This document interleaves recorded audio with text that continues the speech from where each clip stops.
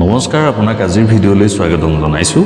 আজিৰ ভিডিঅ'ত আমি আপোনালৈ আগবঢ়াব বিচাৰিছোঁ জুন মাহৰ বাবে তুলা ৰাশিৰ মাহেকীয়া ৰাশিৰ ফল। এই মাহটো তুলা ৰাশিৰ লোকৰ বাবে উত্থান পতনেৰে ভৰি থকাৰ সম্ভাৱনা আছে। আপোনাৰ ৰাশিৰ প্ৰভু গোটেই মাহটো সপ্তম স্থানত থাকিব, কিন্তু মাহৰ শেষত অষ্টম স্থানত প্ৰৱেশ কৰিব। 29 তাৰিখে বৃষ ৰাশিত শুক্ৰৰ ট্ৰেনজিটে আপোনাক গুপ্ত বিদ্যাৰ প্ৰতি আগ্ৰহী কৰি তুলিব আৰু গৱেষণাৰ ক্ষেত্ৰত ভাল প্ৰদৰ্শন কৰিব পাৰিব।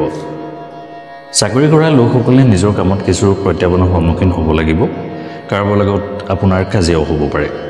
ব্যৱসায় কৰা লোকৰ বাবে এই মাহটো ভাল, কিন্তু অতিমাত্ৰা আত্মবিশ্বাসী হোৱাৰ পৰা বিৰত থাকক আৰু নিজৰ কামৰ প্ৰতি সম্পূৰ্ণ মনোযোগ দিয়ক। প্ৰতিযোগিতামূলক পৰীক্ষাত ছাত্ৰ ছাত্ৰীয়ে উৎকৃষ্ট সফলতা লাভ কৰাৰ সম্ভাৱনা আছে। ইয়াৰ লগতে শিক্ষাৰ উদ্দেশ্যে বহিৰাজ্যলৈ যোৱাৰ ক্ষেত্ৰতো সফলতা লাভ কৰিব পাৰে আৰু উচ্চ শিক্ষা অনুকূল হ'ব।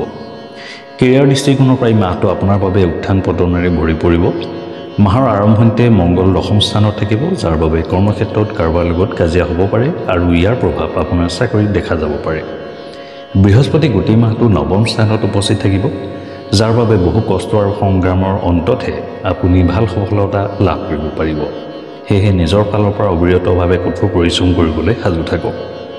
7 তাৰিখৰ পৰা মংগল দশম স্থানৰ পৰা একাদশ স্থানলৈ স্থানান্তৰিত হ'ব।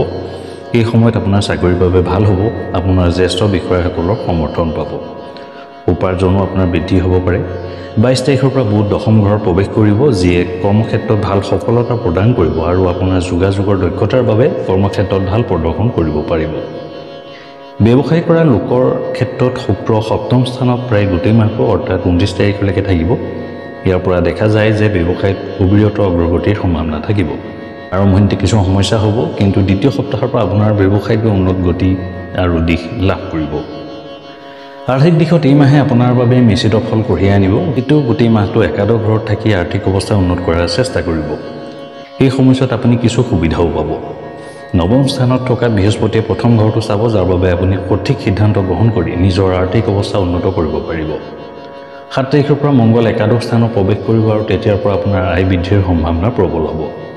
যদি আপুনি এজন কৰ্মৰত ব্যক্তি হয়, তেন্তে আপোনাৰ দৰমহা বৃদ্ধি পাব পাৰে আৰু আপোনাৰ আৰ্থিক অৱস্থা আগৰ তুলনাত ভাল হ'ব পাৰে। ব্যৱসায় কৰা লোকসকলে প্ৰথম সপ্তাহৰ পিছত ব্যৱসায়ৰ পৰা ভাল আৰ্থিক লাভৰ সম্ভাৱনা থাকিব। অৱশ্যে ইয়াৰ বাবে আপুনি বহুত কষ্ট কৰিব লাগিব। প্ৰেমৰ সম্পৰ্কৰ বাবে মাহটো উত্থান পতনেৰে ভৰি পৰিব। শনি গোটেই মাহটো ষষ্ঠ স্থানত থাকিব আৰু দ্বাদশ ঘৰলৈ চাব, যাৰ বাবে আপুনি আপোনাৰ প্ৰিয়জনৰ লগত আপোনাৰ হৃদয়স্পৰ্শী অনুভৱ প্ৰকাশ কৰাৰ আগতে বহুবাৰ চিন্তা কৰিব। তেওঁৰ আচৰণ অলপ বিৰূপ হ'ব পাৰে। গ্ৰহৰ অৱস্থিতিৰ বাবে প্ৰেমৰ সম্পৰ্কত উত্তেজনা আৰু সংঘাত হ'ব। অৱশ্যে বৃহস্পতি পঞ্চম ঘৰটোৰ দিশটো ল'ব, যিয়ে আপোনাৰ সম্পৰ্কটোক চম্ভালিব পাৰে। কিন্তু আপুনি মনোযোগ দিব লাগিব, কাৰণ সৰু সৰু কথাবোৰে আপোনাৰ মাজত কাজিয়া সৃষ্টি কৰিব পাৰে আৰু ই আপোনাৰ সম্পৰ্কৰ বাবে অনুকূল নহ'ব। যদি আমি বিবাহিত ব্যক্তিৰ কথা কওঁ, তেন্তে প্ৰায় গোটেই মাহটো সপ্তম ঘৰত শুক্ৰ উপস্থিত থাকিব, যাৰ ফলত বৈবাহিক সম্পৰ্কত প্ৰেম আৰু মৰম বাঢ়িব। নিজৰ মাজতো ৰোমান্টিকতাৰ সম্ভাৱনা থাকিব।